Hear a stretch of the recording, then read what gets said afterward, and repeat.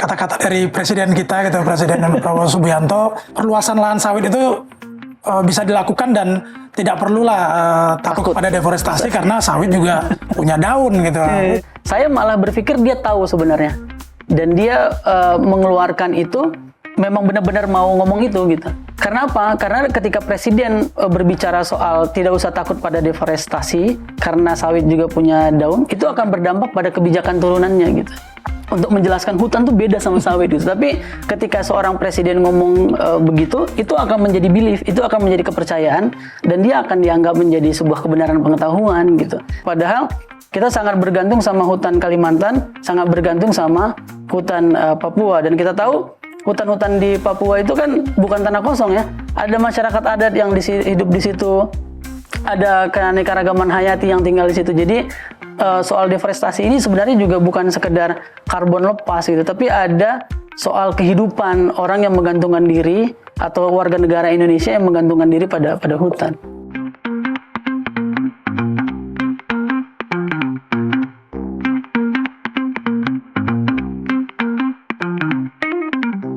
Halo Sobat Tempo, jumpa lagi di podcast Kolom Hijau Tempo dari pojok Ramantoleng Gedung Tempo. Kali ini bersama saya, Yohanes Paskalis.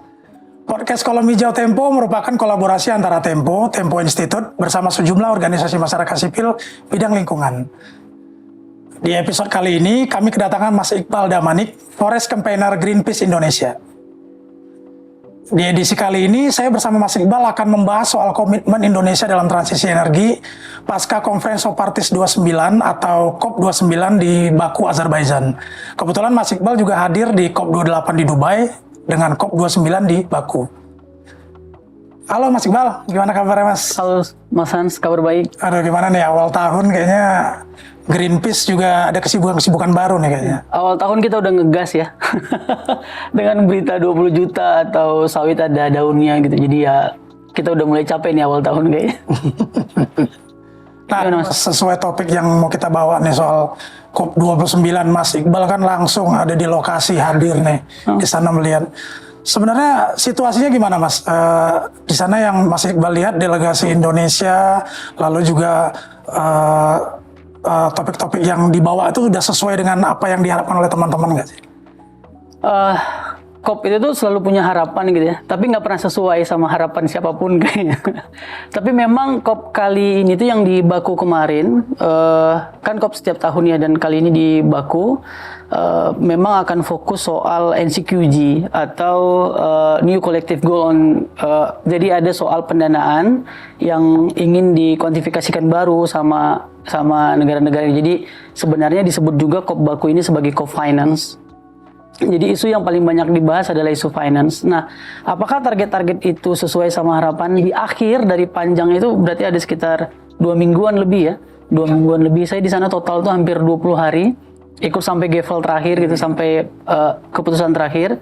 Nah, kesepakatannya memang tidak ketemu kesepakatan yang memang benar-benar sesuai keinginan, baik itu dari Global North ataupun dari Global South gitu. Jadi ada banyak keinginan dari negara-negara berkembang atau bahkan negara-negara kita anggap less developing ya. Jadi negara-negara yang kurang berkembang pun itu tidak sesuai harapannya. Jadi harapannya itu kan pendanaan dari negara-negara maju itu atau Aneks 1 kita tahunya itu harus mencapai 1 triliun gitu ya USD. Tapi sampai sekarang yang disepakatin bahkan itu cuma sekitar 300 USD. Garis besarnya menarik ya Mas ya memang ya. Di sana itu. Tapi teman-teman Greenpeace Indonesia sendiri bagaimana kesempatan di sana dapat panel atau sesi apa yang bisa diisi oleh Greenpeace Indonesia? Ya, karena kita observer ya, jadi kita observer atau kelompok penekan gitu ya. Jadi kita memang mengisi beberapa, kita berupaya mengisi beberapa press conference, kita hampir setiap ada keputusan-keputusan baru, kita tetap press con gitu ya. Terus kemudian kita juga ngelakuin lobby-lobby politik secara langsung kepada partis-partis yang hadir di sana, dan kita juga bikin forum-forum dari masyarakat sipil gitu. Jadi kita sebenarnya dalam posisi ini penekan luar gitu ya Mas, observer, karena ini memang forumnya negara. Makanya karena saya dari Indonesia gitu ya, punya harapan besar sebenarnya sama Indonesia, punya peran yang cukup signifikan harusnya ya, apalagi kita negara yang tidak miskin-miskin amat kata Pak Hanif ya. Dan memang tidak gitu ya.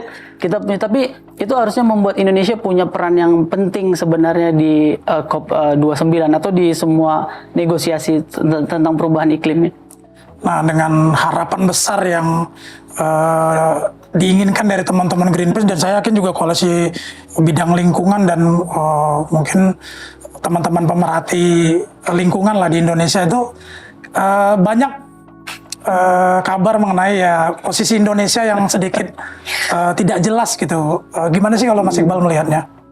Iya, tapi ngelihat posisi Indonesia tuh tahun ke tahun memang apa sih maunya Indonesia gitu ya? Itu selalu jadi pertanyaan kita sebenarnya. Itu bukan pertama kali seperti ini ya Mas? Bukan pertama kali gitu. Terus kan apa istilahnya posisi-posisi negara ini itu selalu dilihat dari apa yang diucapkan pada forum itu gitu. Jadi kita tuh selalu menunggu-nunggu Indonesia ngomong apa nih, atau negosiator Indonesia ngomong apa gitu. Nah dari situ kita tahu posisi Indonesia, dan kita nggak bisa tahu posisi Indonesia pertama ya karena memang sedikit sekali kita punya ambil peran gitu ya, termasuk di dalam beberapa peran-peran forum global.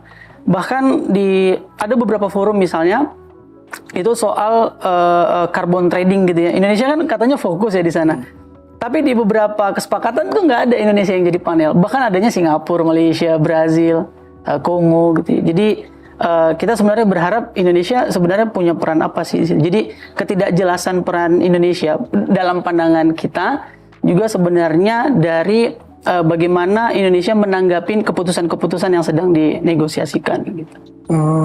Berarti memang ini kan ketidakjelasan ini sebenarnya bukan pertama kalinya sikap Indonesia seperti ini gitu ya Mas. Dan mereka meskipun mencoba untuk ada komitmen yang ingin disampaikan, tapi sekali lagi juga sepertinya bertentangan dengan apa yang begitu sudah sampai di lokasi beda dengan apa yang mungkin sudah dikatakan ke publik sebelumnya gitu ya Mas. Dokumen second NDC Mas ini menarik karena memang kita kan selalu menunggu-nunggu apa sih komitmen pemerintah yang dirancang di dalam dokumen second NDC. Namun ternyata di dalam COP29 sendiri belum atau ditunda untuk pengumpulan dokumen second NDC. Nah itu kira-kira penundaan ini tuh apakah juga menunjukkan ketidakjelasan yang Mas sebut tadi itu? Itu salah satu ya. Kenapa kita bisa bilang ditunda gitu ya? Karena dari informasi yang kita dapat, Indonesia memang akan submit pada saat COP gitu. Jadi Indonesia akan submit pada saat COP. Itu informasi yang kita dapat. Bahkan minggu-minggu awal COP29 di Baku, saya coba berusaha tuh cari informasi. Ya kayak wartawan cari informasi lah ya. Jadi nggak nih kita submit? Jadi nggak kita submit? Karena Greenpeace sendiri tuh menyiapkan dokumen riset juga gitu untuk menanggapi second NDC gitu. Kenapa ini kita siapin dan kenapa kita menunggu? Karena Indonesia kan nggak pernah publish ya. Bahkan draftnya nggak dipublish sama Indonesia. Tapi kita bisa dapat draftnya atau mencoba untuk melihatnya draftnya karena ya kita lihat ada beberapa draft yang beredar gitu ya. Nah, dengan harapan kita ke Baku itu juga Indonesia kayaknya akan submit. Karena Brazil submit dengan target yang cukup ambisius gitu, dan itu dipuji banyak negara gitu. Dan BLM nanti kan COP30 adanya akan ada di Brazil ya. Indonesia tidak submit ternyata. Katanya ditunda. Menurut informasi yang beredar gitu ya. Katanya mau disesuaikan dulu sama visi misinya Pak pemerintahan yang baru. Karena draft second NDC itu memang masih penandatangannya masih KLHK yang lama. Kan walaupun menterinya waktu itu sudah Pak Hanif dan Raja Juli ya yang datang ke Baku, tapi dokumen itu disiapkan dari periode sebelumnya gitu. Jadi katanya mau disesuaikan. Nah, dan ini tahun ini Februari itu semacam batas akhir negara-negara itu akan submit. Kemungkinan besar dan bisa dipastikan Indonesia akan submit di bulan Februari. Mas, tadi yang menarik, Greenpeace sudah meriset mungkin dokumen tanggapan, padahal kita juga masih menunggu si dokumen second NDC itu. Risetnya Greenpeace itu tanggapan seperti apa, Mas? Kita kan belum tahu nih Indonesia mau ngeluarin apa nih. Betul. Ini kita sekalian kritik sama prosesnya ya. Beginilah ketidakterbukaannya informasi publik di Indonesia gitu, bahwa harusnya ketika Indonesia merencanakan second NDC-nya ya harusnya dibuka gitu, dan semua orang berhak untuk menanggapi kan. Benar. Kan kita yang terdampak kan, publik itu adalah kebijakan publik dan kita adalah yang terdampak. Tapi kita sulit mendapatkan dokumen itu secara resmi gitu. Itu proses yang pertama. Tapi kita berupaya untuk mendapatkan dokumen ini gitu ya. Dan dokumen ini sudah banyak beredar. Jadi memang saya juga agak bingung ya kenapa ada RDP sebenarnya, kalau tidak salah ya, waktu itu ada RDP, sehingga ada dokumen yang dipaparkan oleh Kementerian Kehutanan dan Lingkungan Hidup gitu, KLHK. Masih KLHK ya Mas? Masih KLHK waktu itu. Kalau tidak salah ke DPR gitu ya. Lalu kemudian ada dokumen yang disampaikan gitu. Dari dokumen itulah kemudian kita memahami apa kira-kira yang akan diolah sama DPR. Nah, perlu diketahui juga sebenarnya NDC ini kan bukan hal yang mudah dikotak-katik gitu ya, karena teknis sekali gitu. Isinya teknis sekali, perhitungannya sangat rigid gitu ya. Sehingga saya memprediksi sebenarnya kecuali ada sesuatu yang sangat twist gitu ya, tidak akan jauh berubah sebenarnya antara NDC, enhanced NDC dan second NDC ini. Tapi ada beberapa yang kalau kita telusurin dari hasil bacaannya Greenpeace gitu ya. Yang pertama, nanti akan ada perubahan baseline. Jadi di NDC yang lama kan kita ngelihatnya BAU gitu ya, ada business as usual, lalu dilihat penurunan emisi Indonesia. Di second NDC ini Indonesia akan membuat satu baseline itu tahun 2019. Nah, kita juga agak kritik nih tahun 2019. Kenapa kita kritik? 2019 ada kejadian besar apa Mas kira-kira untuk sektor hulu? Itu ada kejadian besar kebakaran hutan dan lahan kan. Benar, nah, Mas. Puncak-puncak emisi Indonesia itu ada di puncak-puncak kebakaran hutan dan lahan. 2019, 2007. Jadi bayangkan kita punya baseline tapi di puncak. Jadi begitu kita bilang turun, kita tidak melakukan apa-apa saja, emisi Indonesia memang akan turun. Gitu tuh. Jadi konsepnya kita mengkritik, ya mungkin nanti kalau keluar resmi kita akan kritik secara resmi gitu ya. Meletakkan 2019 sebagai puncak, sebagai baseline itu adalah puncak-puncak emisi. Jadi terbesar itu kan kebakaran 2014 ya, 2014-2017 gitu ya. Nah, berikutnya itu yang paling tinggi itu 2019 gitu. Jadi Indonesia nggak ngapa-ngapain aja, kalau tidak terjadi kebakaran hutan, itu sudah pasti emisi kita turun.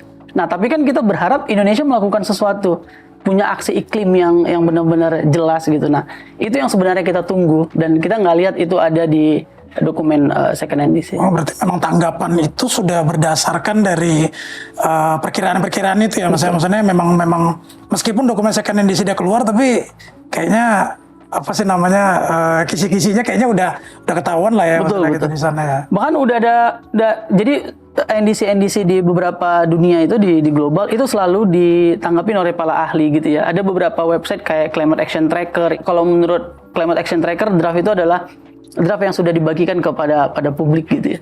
Tapi sebenarnya saya nggak yakin bahwa ada yang secara resmi, karena kalau kita lihat di webnya KLHK sampai sekarang, nggak tahu ya, Kementerian Kehutanan Ya, dan Kementerian LH gitu Kementerian ya. Kehutanan sih Iya. Mas ya. Sampai sekarang saya belum lihat ada draft resmi yang akan diumumkan sama pemerintah itu yang mana gitu.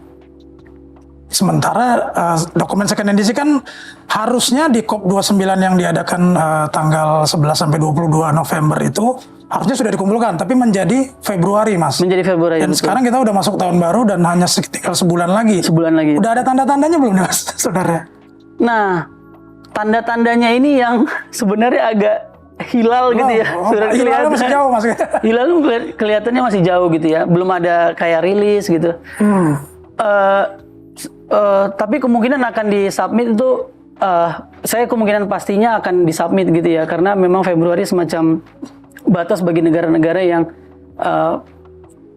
comply sama Paris Agreement gitu. Tapi melihat dirjennya juga udah ada sekarang, jadi kemungkinan besar akan di-comply, akan disubmit gitu ya di Februari, meskipun kemungkinan agak sedikit terburu-buru gitu ya. Kalau mau disesuaikan sama RPJMN dan disesuaikan sama yang lainnya gitu, karena dirjennya masih deputi sekarang ya. Kedeputiannya juga ada tugas baru. Kalau dulu, tapi saya lupa nomenklatur jelasnya ya. Dulu kan cuma dirjen PPI ya. Benar. Tentang perubahan iklim. Sekarang itu ada nilai ekonomi karbonnya. Oh, berarti memang sudah nambah lagi tugasnya gitu ya Mas ya. Betul, betul.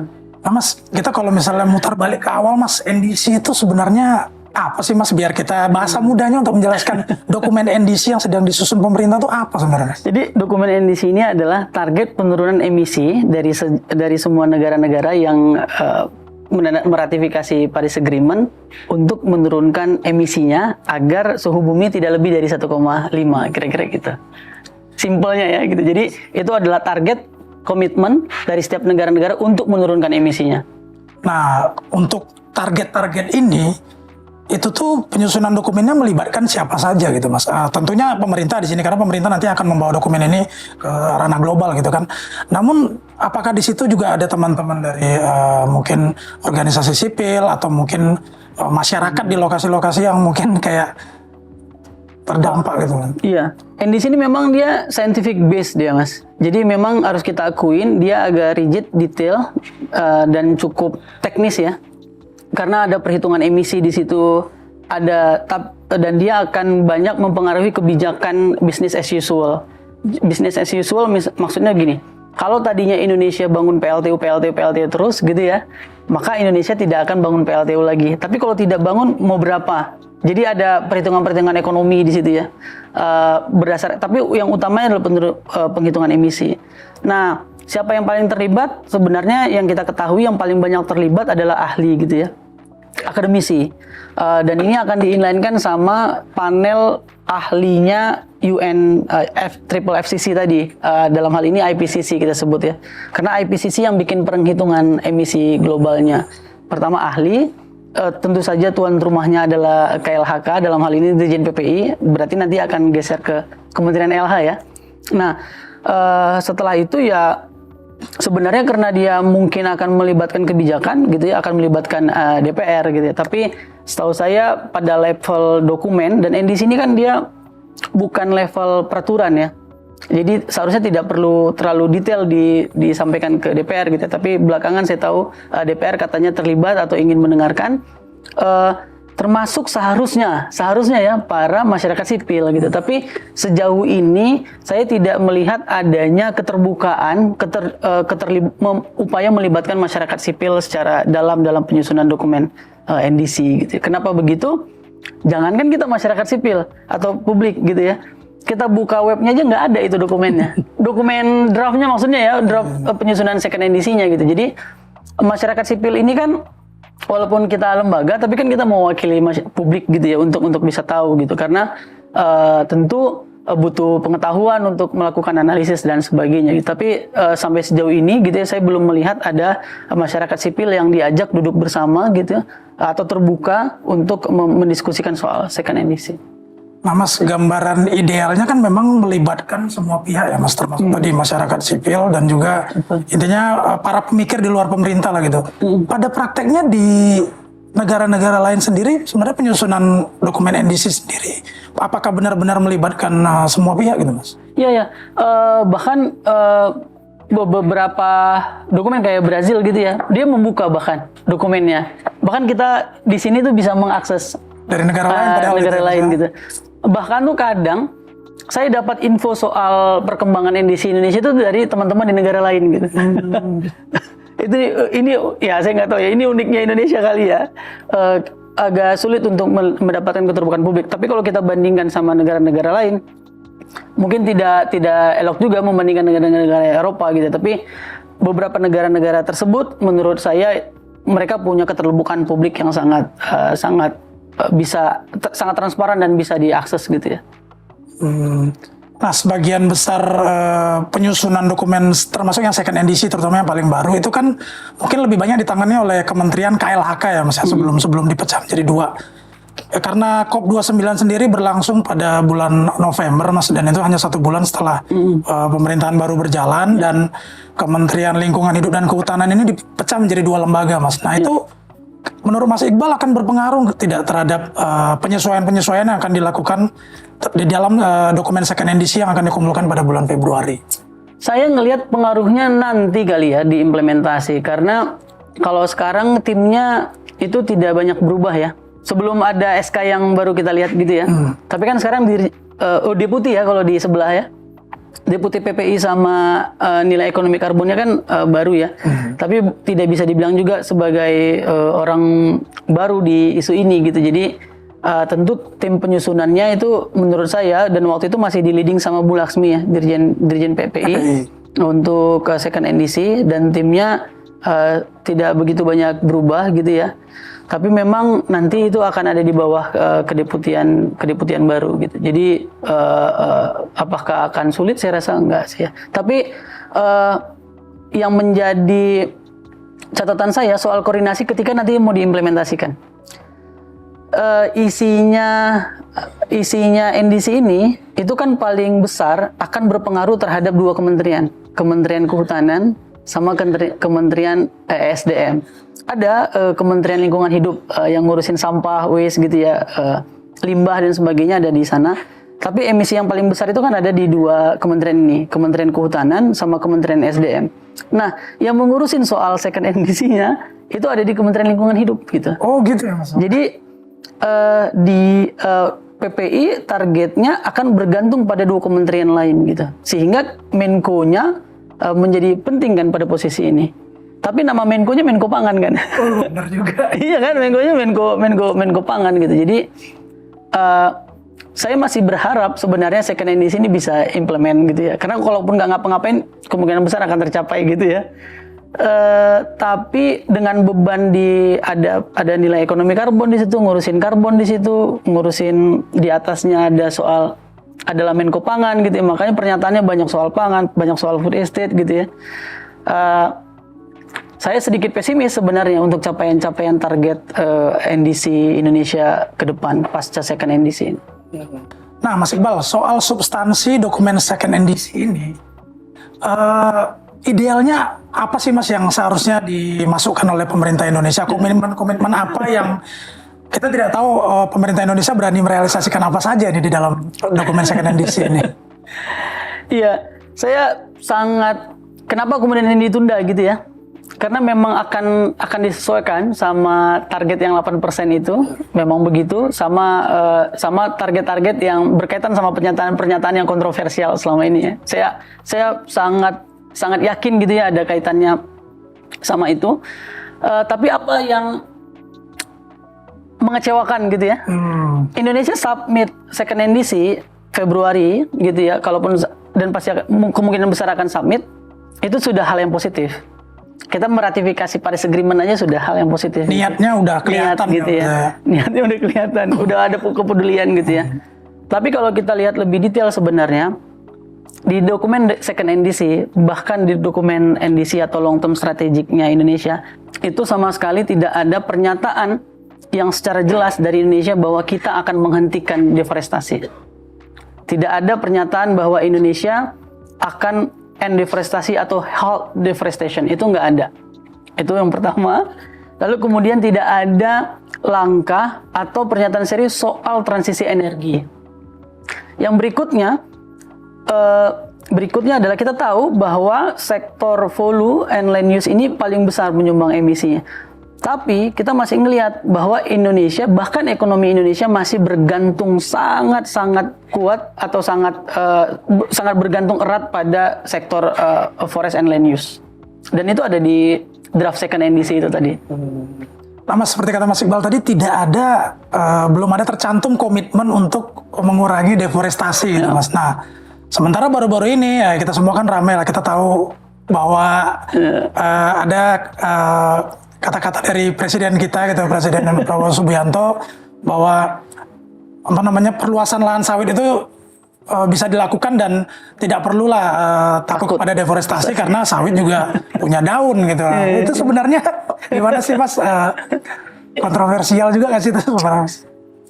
Ini kontroversial banget bahkan gitu ya. Dan gara-gara pernyataan ini orang-orang netizen lah ya, atau bahkan pada para ahli itu sampai bilang, masa ini sekelas presiden ngomong kayak gini gitu ya, ketidaktahuan dia soal emisi dan sebagainya. Saya malah berpikir dia tahu sebenarnya, dan dia mengeluarkan itu memang benar-benar mau ngomong itu gitu. Karena apa? Karena ketika presiden berbicara soal tidak usah takut pada deforestasi karena sawit juga punya daun, itu akan berdampak pada kebijakan turunannya gitu. Sehingga itu akan melegalkan deforestasi di Indonesia. Artinya deforestasi besar-besaran oleh Indonesia itu akan diaminin sama pengikut-pengikutnya. Harganya gitu ya. Atau kemudian ketika kita ngomongin deforestasi, kita akan balik diserang. Oh, orang sawit juga ada daunnya kok, sawit itu tumbuhan. Iya benar, itu benar. Pernyataan sawit tumbuhan dan ada daunnya benar kan? Benar gitu. Sunnatullahnya tumbuhan itu tuh memang mengeluarkan oksigen gitu ya, memang tumbuhan sawit gitu ya. Tapi apakah sawit tanaman hutan? Enggak gitu. Nah, tapi itu kan akan sulit diomongin di publik kan. Untuk menjelaskan hutan tuh beda sama sawit gitu. Tapi ketika seorang presiden ngomong begitu, itu akan menjadi belief, itu akan menjadi kepercayaan, dan dia akan dianggap menjadi sebuah kebenaran pengetahuan gitu. Dan menurut saya itu by design gitu. Dan tidak siapa yang akan diuntungkan dari pernyataan itu? Udah kayak BAP gitu ya. Oh iya, politik ya. Siapa yang diuntungkan dari pernyataan presiden itu gitu? Pasti ada yang diuntungkan, yang membutuhkan pembukaan lahan sawit atau yang membutuhkan sawit. Ini yang berkaitan sama second NDC tadi. Kalau kita kaitin lagi ya, di second NDC kita kan mau transisi energi katanya kan. Nah, tapi transisi energinya kemana? Transisi energinya ke berbasis lahan. Pakai apa? Hutan tanaman energi. Hutan tanaman industri juga. Hutan tanaman industri pakai biofuel kan, ada untuk membutuhkan tebu, membutuhkan sawit gitu. Mau B40, bahkan katanya mau B50 kalau bisa B100. Bahkan ada isu baru mau nanam aren gitu ya. Jadi ini gimana sih kita mau transisi energi tapi masih berbasis lahan yang emisinya akan tinggi. Jadi ini kan pernyataan ini juga diikutin sama pernyataannya Menteri Kehutanan kan, mau berencana 20 juta hektar. Makanya saya bilang ini bukan sesuatu yang kelepasan Prabowo ngomong. Ini memang sesuatu yang memang diinginkan untuk dibicarakan sama seorang presiden, sehingga kita menganggap itu sebagai sebuah kebenaran dan sah saja, dan kita tidak takut deforestasi gitu. Padahal kenapa kemudian itu diucapin? Karena di second NDC atau di dalam dokumen NDC ada pembatasan deforestasi, Mas. Jadi sejak awal ada NDC, sejak kita meratifikasi ada. Jadi kita tuh punya dokumen NDC kan zamannya Pak SBY kan. Benar. NDC. Terus kita disebut nanti ada usaha sendiri sama bantuan asing gitu kan. Habis itu kita punya namanya long term strategic, LTS LCCR gitu ya. Strategi jangka panjang untuk penurunan emisi. Terus kita punya namanya dokumen roadmap NDC, Mas. Bagaimana mewujudkan NDC tadi. Nah, lalu kemudian kita punya ada enhance NDC zamannya Bu Siti Nurbaya. Lalu kita punya ada second NDC yang nanti. Semua dokumen ini itu berbicara tentang deforestasi. Gitu. Berbicara ini dalam hal maksudnya in good tone atau Nah, karena ketika untuk menurunkan emisi ini pakai apa Indonesia? Kan begitu kan kalau kita menurunkan emisi. Nah, ini di dalam dokumennya bilang, oh kita harus bisa menjaga hutan kita. Oh, tapi bagaimana untuk menjaga hutan ini? Mana yang boleh terdeforestasi dan mana yang tidak boleh terdeforestasi? Makanya Indonesia itu mengenal planned deforestation sama unplanned deforestation. Deforestasi terencana sama deforestasi tidak terencana. Legal sama tidak legal sama ilegal. Di Indonesia legal deforestasi. Makanya Prabowo berani bilang, kita ngomong-ngomong Prabowo lagi aman ya. Prabowo berani bilang jangan takut sama deforestasi. Memang legal. Di Indonesia legal deforestasi gitu ya. Di Indonesia ini dalam hal artinya hanya di Indonesia saja atau secara umum? Secara global orang Indonesia akan diminta untuk menghentikan deforestasi karena kita punya. Jadi aku cerita di situ ya soal COP juga. Nah, artinya di dalam dokumen NDC itu ada pembatasan, Mas. Ada pembatasan, batas atas kita bilanglah kuota deforestasi gitu. Jadi ada kuota deforestasi yang dimungkinkan Indonesia melakukan deforestasi sampai berapa hektar sih agar kita sesuai sama komitmen. Di dalam dokumennya NDC itu kita dimungkinkan melakukan deforestasi itu sekitar 10 juta. Gitu ya. Di dokumen NDC yang lama ya. Kira-kira hitungannya 10 juta. Tapi Indonesia tidak akan deforestasi 10 juta.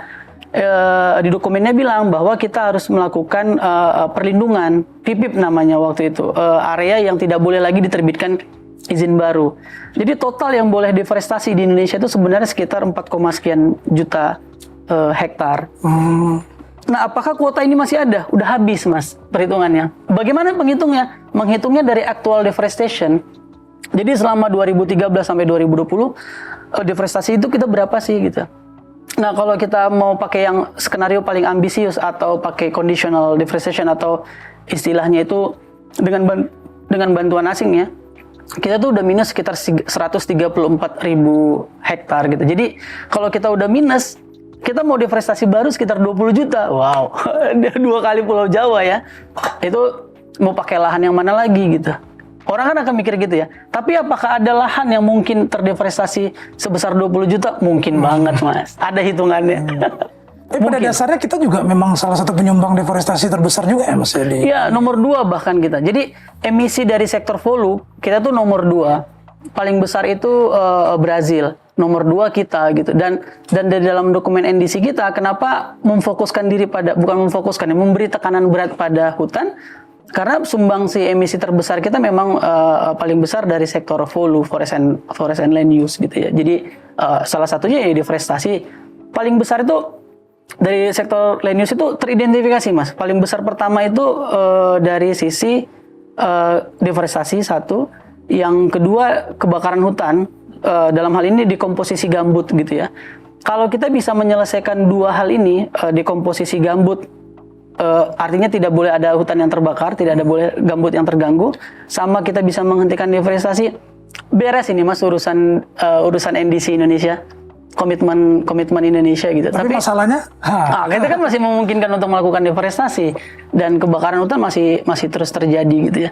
Kenapa Indonesia pilih menempuh jalur yang rumit daripada jalur yang simpel? Itu yang kita tidak tahu kenapa gitu ya. Apakah ada yang diuntungkan gitu, itu yang kita cari. Bahkan Indonesia itu pernah loh menandatanganin komitmen and deforestation di COP 26 di Glasgow. Pernah ya Mas ya? Pernah. Tapi langsung direvisi. Di hari itu juga. Langsung direvisi bahwa Indonesia tidak ikutan. Kata waktu itu kalau nggak salah Menteri Perdagangan kalau tidak salah ya. Menteri Luar Negeri. Kementerian Luar Negeri kemudian melakukan revisi kalau tidak salah waktu itu. Indonesia tidak meratifikasi yang hampir 100 negara soal menghentikan deforestasi. Nah setelah itu beberapa jam setelahnya ada tweet viral tuh Mas. Masih ingat nggak? Dari Bu Siti Nurbaya. Bu Siti Nurbaya waktu itu bilang bahwa ini saya kurang ingat ya, tapi kira-kira pembangunan besar-besaran Presiden Joko Widodo tidak boleh berhenti atas nama deforestasi. Oh, nggak lama setelah pengumuman itu ya? Pengumuman itu gitu. Jadi kita tuh ngomongin deforestasi itu udah, dan komitmen itu tuh udah dari kapan tahun gitu ya. Jadi Indonesia diminta untuk menghentikan deforestasi dari publik internasional itu udah sejak lama. Kenapa? Karena Indonesia memang diharapkan menurunkan emisinya dan langsung besar kan. Kalau Indonesia mampu menurunkan emisinya dari sektor kehutanan itu sangat besar dan itu sangat menguntungkan dan sangat baik bagi upaya mengatasi perubahan iklim. Mas, soal cerita dari COP29 nih yang Mas Iqbal datangi langsung nih. Gimana delegasi asing atau mungkin negara-negara lain melihat Indonesia sendiri? Apakah ada dorongan untuk bagi kita agar tidak melakukan deforestasi lebih jauh lagi gitu Mas? Dorongan terhadap Indonesia untuk tidak melakukan deforestasi itu udah ada sejak Paris Agreement disepakati gitu ya. Indonesia itu selalu diminta untuk bisa menghentikan deforestasi gitu atau tidak melakukan deforestasi gitu. Bahkan kalau masih ingat dulu ada program REDD Plus gitu. Dan itu rame banget. Bahkan masyarakat ada bilang no right, no red gitu ya, hak dulu. Nah, maka kemudian itu berkembang menjadi kayak sumbangan dari Norway ke Indonesia gitu kan. Ada sumbangan dari negara-negara lain untuk Indonesia bisa melindungi hutannya dalam perhitungan emisi. Bahkan sekarang ada perhitungan karbon kan. Indonesia menganggap bahwa itu akan menguntungkan Indonesia. Tapi catatan saya ya bagi pejabat baru, bagi kementerian baru, bayangkan bagaimana Indonesia mau menjual karbonnya keluar Indonesia. Di satu sisi Indonesia masih melakukan deforestasi secara besar-besaran. Artinya karbon yang dijual Indonesia yang bisa dinilai hitungan uang itu kredibilitasnya akan turun gitu. Karena kenapa Indonesia bisa menjual karbonnya kayak ke Jepang atau ada kesepakatan kan dengan Jepang dan beberapa negara-negara lain, karena Indonesia masih menjaga hutannya gitu. Kalau seandainya itu Indonesia tidak menjaga hutannya, maka kredibilitas kredibilitas dari karbon yang dijual Indonesia juga akan rendah gitu. Jadi sebenarnya Indonesia hati-hati atau Pak Raja Juli ya, hati-hati untuk pernyataan ini karena dia membutuhkan uang juga kan katanya dari industri karbon. Dan di COP29 kemarin di Baku, artikel 6 yang membahas soal karbon, baik itu perdagangan karbon antar negara, karbon swasta dan negara atau pasar karbon sendiri itu disepakati, Mas. Dan itu salah satu hal yang membuat delegasi Indonesia tersenyum gitu ya. Karena walaupun bagi kami sebenarnya di Greenpeace ini situasi yang tidak adil ya, karena Indonesia mendapatkan uang dari menjaga hutan, tapi bagaimana kemudian negara-negara miskin lainnya gitu ya, atau negara-negara yang tidak memiliki cadangan karbon dalam hal ini hutan yang luas gitu. Tapi itu lain hal gitu ya. Kalau seandainya Indonesia mau menghentikan deforestasi, maka upaya untuk meningkatkan kredibilitas nilai karbon Indonesia itu akan semakin tinggi sebenarnya. Jadi Pak Juli Antoni sebenarnya saat ini itu sedang main api sama deforestasi gitu ya, dan main api sama tujuannya sendiri gitu, karena mau berdagang karbon. Kedeputian di LHK kan ada sekarang, yang PPI yang saya bilang tadi, sekarang kan ada deputi di PPI sama nilai ekonomi karbon kan gitu, untuk menghitung itu semua gitu. Bayangkan Indonesia berharap karbonnya dibeli tapi tidak punya kredibilitas, bisa berbahaya kan? Kenapa tidak punya kredibilitas? Karena masih terjadi deforestasi. Makanya kredibilitas ini penting juga untuk program pemerintah sendiri sebenarnya. Penting, sangat penting. Dan sebenarnya kalau Indonesia mau menyatakan diri untuk menghentikan deforestasi, menurut saya sebenarnya ada kemungkinan kalau pendanaan yang masuk untuk sektor kehutanan juga akan semakin besar sebenarnya. Sama kayak apa yang dilakukan oleh Norway gitu. Tapi kan kita lagi-lagi ya, saya bilang main api dengan deforestasi kan. Kita menganggap deforestasi atau hutan sebagai hitung-hitungan nilai karbon saja. Oh masih bisa nih di deforestasi, oh tidak bisa gitu. Padahal dalam konteks global, suhu bumi sebenarnya di tahun 2024 itu sudah mencapai titik 1,5 gitu Mas. Jadi udah tidak ada ruang lagi sebenarnya bagi Indonesia untuk melakukan deforestasi gitu. Bahkan dari kuotanya sendiri sebenarnya. Jadi sebenarnya kalau seandainya Pak Raja Juli bilang kita tidak akan melakukan deforestasi, itu udah sesuai sama kebijakan yang dimiliki sama Indonesia. Tapi kan malah ngomong soal 20 juta, dan itu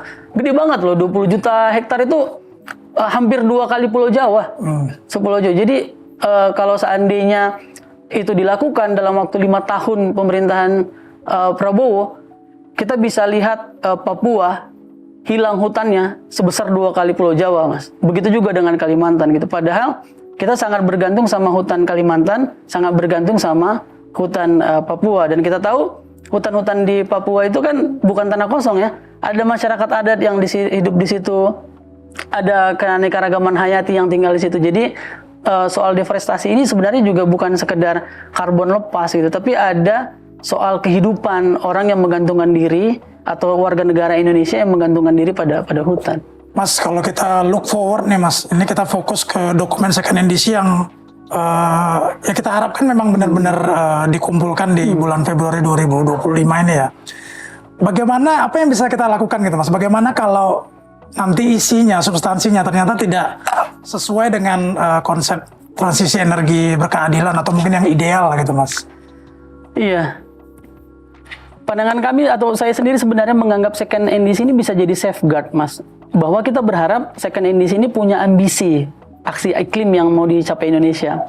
Harapannya begitu gitu ya. Tapi saya nggak melihat bahwa di draft yang ada itu Indonesia melakukan sesuatu gitu. Di situ tidak ada rencana transisi energi yang benar-benar bertransisi. Masih bergantung besar pada sektor kehutanan.